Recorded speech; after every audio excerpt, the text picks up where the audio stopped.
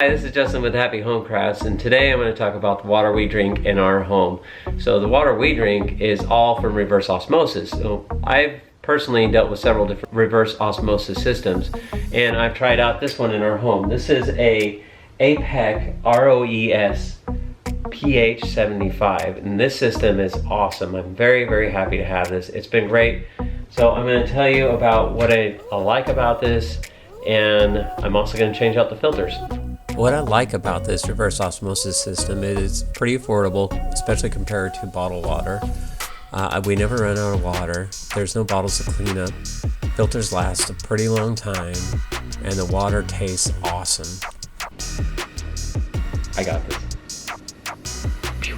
Just follow the directions, and it's pretty easy to install. I'll show you what it pertains to. So this is a clamp that it comes with. It just goes right to the drain, and this is the exit water from the membrane.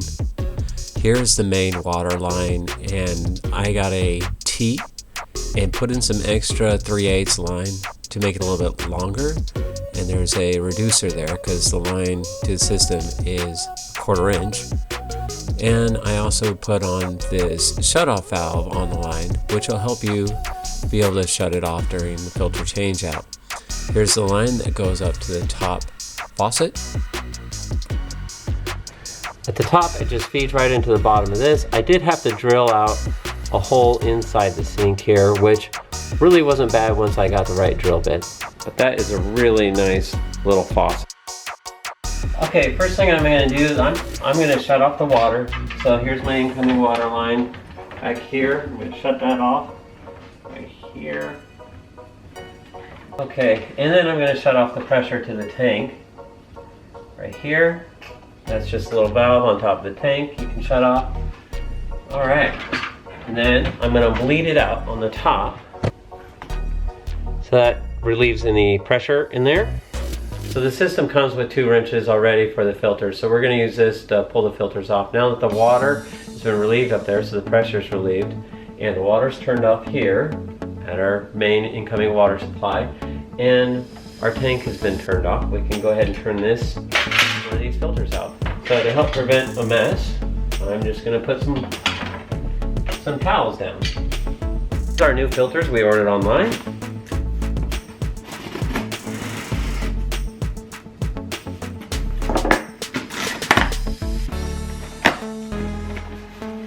Anyways, this is a sediment filter. The next 2 filters, both are the same, and these are carbon blocks. So we're going to do stage 1, stage 2, stage 3. And that's how it's going to sit inside of our containers here.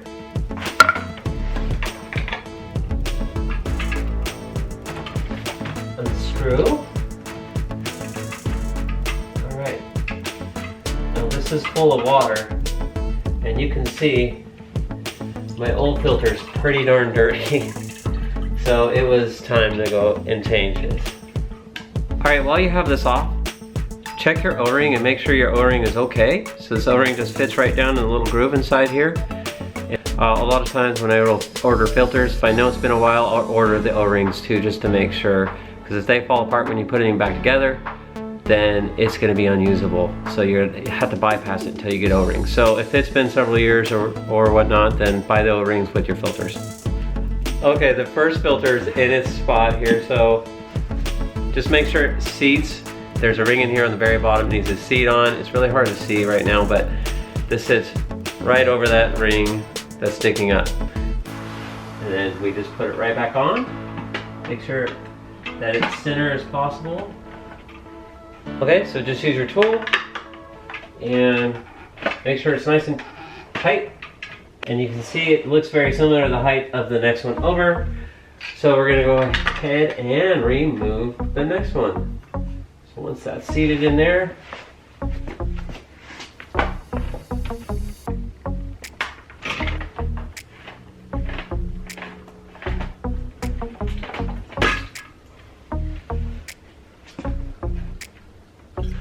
okay, check the O-ring. The O-ring looks good.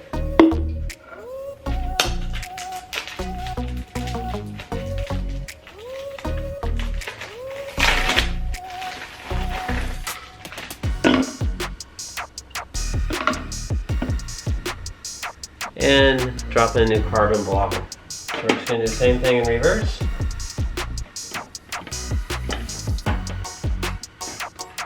So hand tighten it and then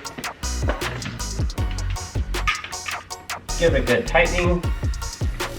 Alright, and the next one.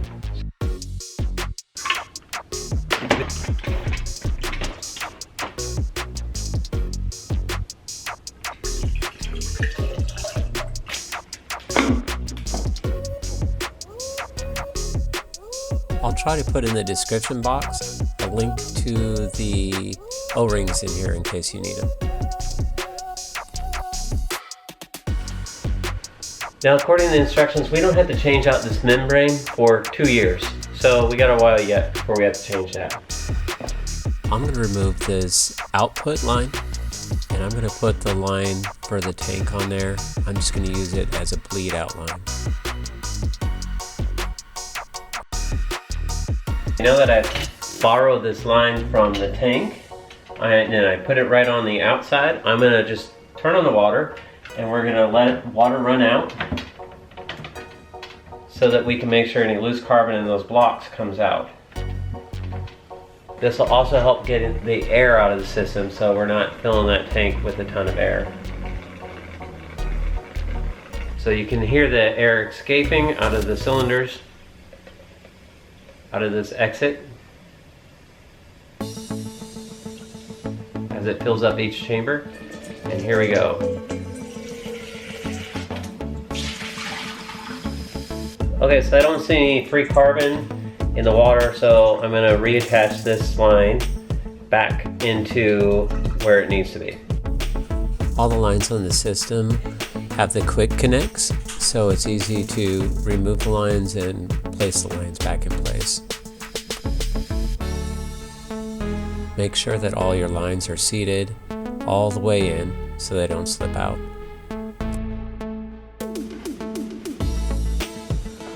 Okay, now I've got it all cleaned up. Just put it inside your sink area where you had it before.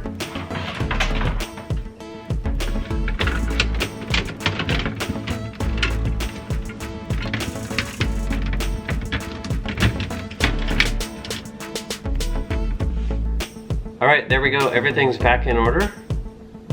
Everything looks good, so I'm going to let it sit for a couple hours and make sure no leaks appear out of anywhere, and then I know I'm good to go. So I hope this video has helped you out if you're looking to purchase an RO system. This is a good one to look at. I'll put a link in the description of where we got it on Amazon, and I hope that you have a blessed day. Thank you.